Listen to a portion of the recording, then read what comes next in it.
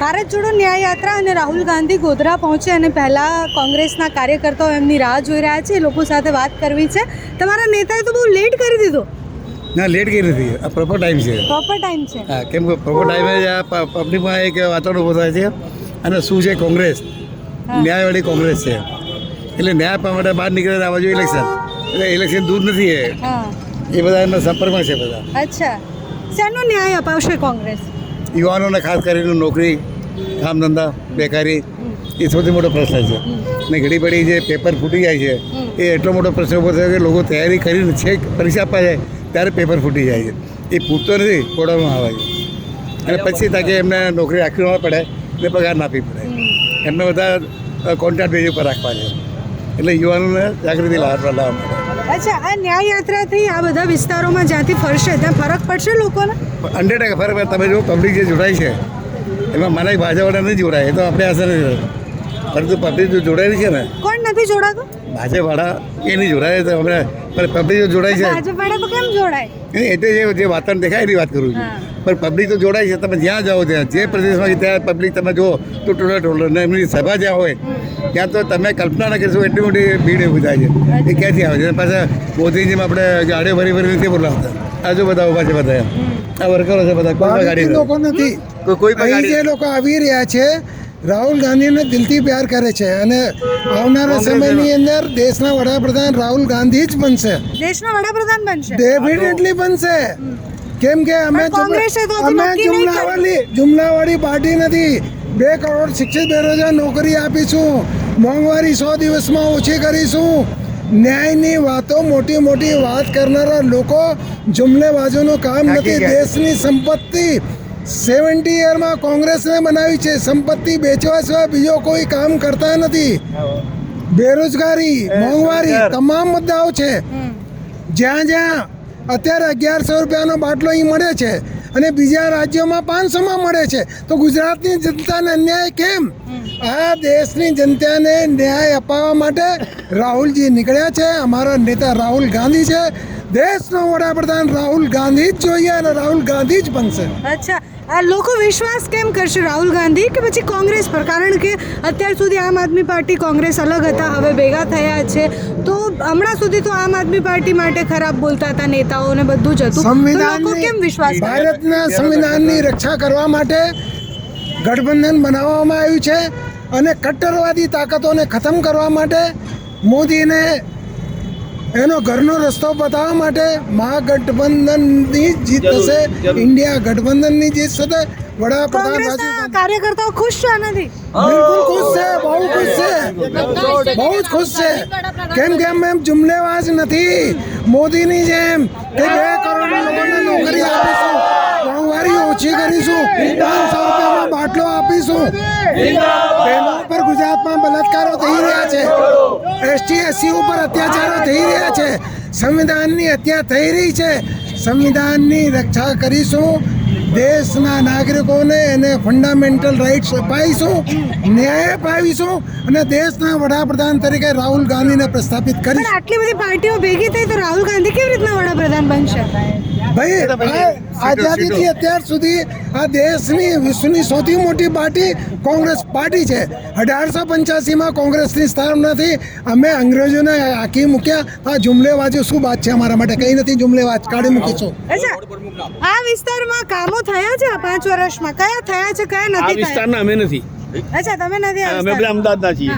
બેન, ભારત જોડો યાત્રા એ કોંગ્રેસના વારસદાર જે સરદાર વલ્લભભાઈ પટેલે દેશની આઝાદી પછી એક અખંડ ભારતની રચના કરેલી હતી. આજે અમારું જે સ્લોગન છે ભારત જોડો, એ ભૌગોલિક રીતે નથી.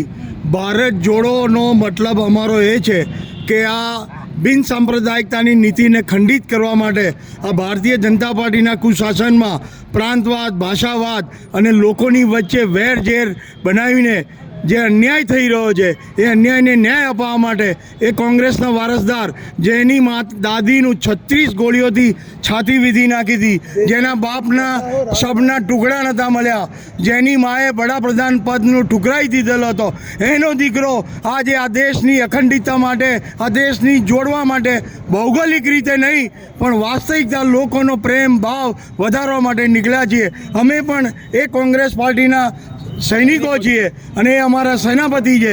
આવનારા દિવસોમાં અમે એક લાંબી લડાઈ લડીશું અને આ ફાસિસ્ટ પદ્ધતિ જે બાબા સાહેબ આંબેડકરે આપેલું બંધારણ નેશ નાબૂદ કરવા નીકળ્યા છે, એ પહેલું બંધારણ બચાવવા અમારું એક પહેલું કર્તવ્ય હશે, જેનાથી આ દેશની લોકશાહી ટકી છે, જેનાથી આ ખોટા માણસો ગુમરાહ થઈને વડાપ્રધાન બેઠા છે.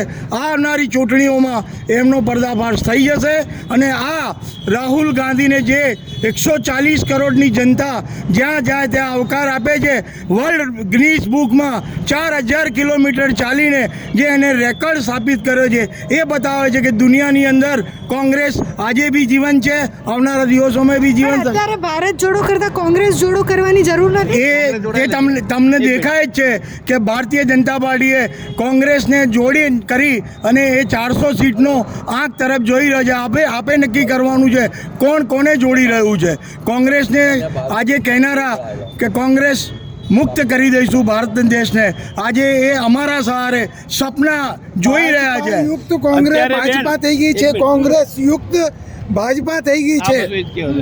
આજની તારીખમાં देश का पीएम कैसा આજની हो, તારીખમાં देश का पीएम कैसा हो,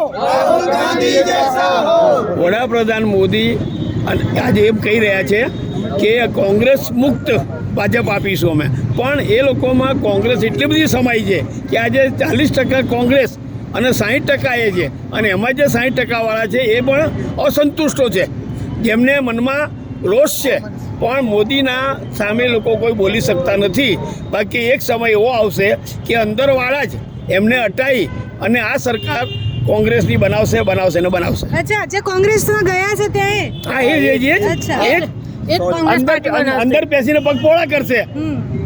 આ તો નેતા છે. અચ્છા, તો ગુજરાતમાં લોકસભામાં શું થશે? કોંગ્રેસ પાસે તો એવા જૂના કોઈ નેતાઓ હવે બચ્યા નથી. કોણે કહ્યું નથી? हमारा જે નેતાઓ છે એકદમ મજબૂત છે. અમે કોંગ્રેસ પાર્ટી કયા નેતા?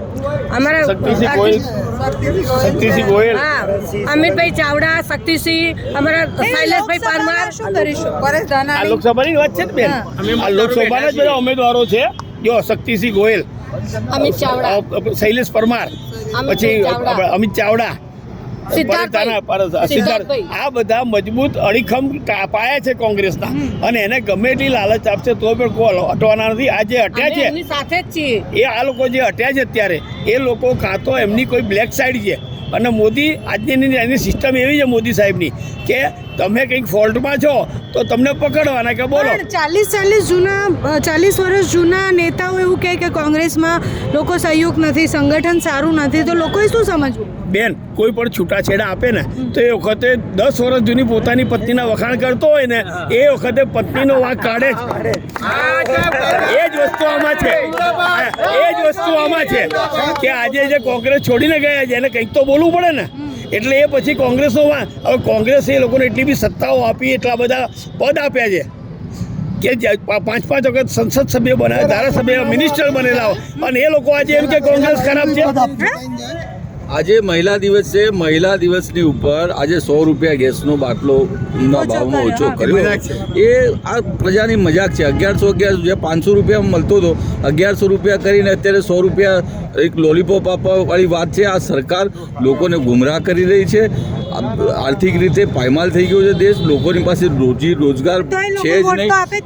ધર્મના નામે આંધળા થઈ ગયા છે. આજે જે કટ્ટરવાદ, જે દેશ કટ્ટરવાદ તરફ જઈ રહ્યો છે, આજે નહીં તો કાલે એ દેશ પાયમાલ થઈ જશે. અત્યારે કાયદો બિલકુલ કથળી રહ્યો છે. બહેનોની સલામતી નથી. સરેઆમ ગુજરાતમાં? હા, ગુજરાતની અંદર સુરતમાં રોજ જો ને તમે, સુરતમાં, બરોડામાં, રાજકોટમાં સરેઆમ રેપ થાય છે, છોકરીઓને મારી નાખે છે. ક્યાં કાયદો છે? ક્યાં વ્યવસ્થા છે? છોકરીઓ, સ્ત્રીઓ કોઈ છે સલામત? કોઈ સલામત નથી ગુજરાત- છતાં એવું જ કહે છે કે અમારી બહેનો સલામત બેન, ગુજરાતના ગૃહમંત્રી સુરત એક મિનિટ ગુજરાતના ગૃહમંત્રી સુરતના છે અને સૌથી વધુ જો ક્રાઇમ થતા હોય તો અને સુરતમાં. ગુનેગારો બનતા હોય સુરતમાં જ થાય સુરતમાં જ છે crime તો થાય છે. ખરેખર તો મોદી સાહેબે અને ભૂપેન્દ્રભાઈએ સમજવું જોઈએ કે જ્યાં વધારે ક્રાઇમ એને બદલી અને બીજો એવો મૂકવો જોઈએ કે જ્યાં ક્રાઇમ ઘટાડે. આ તો એના સત્તાના જોરે લોકો ક્રાઇમ કરે છે એવું થઈ રહ્યું અચ્છા છે જો કોંગ્રેસ સત્તા બનાવશે તો શું બદલાશે દેશમાં? ઘણું બધું બદલાશે.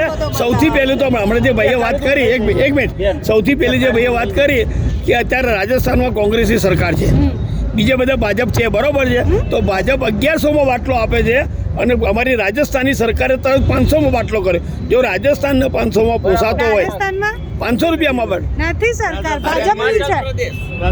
અરે ના અરે આમાં હવે ભાજપની સરકાર છે. ગેલો સરકાર 500માં આપવાની છે એ અમે જાહેરાત કરી આપવાના તો છીએ. અહીંયા ભાજપની છે તો અહીંયા 500 કરે ને કેમ ના કરી આ શકે? ઓરમાયું વર્તન ગુજરાત સાથે ઓરમાયું વર્તન કેમ હા 450માં.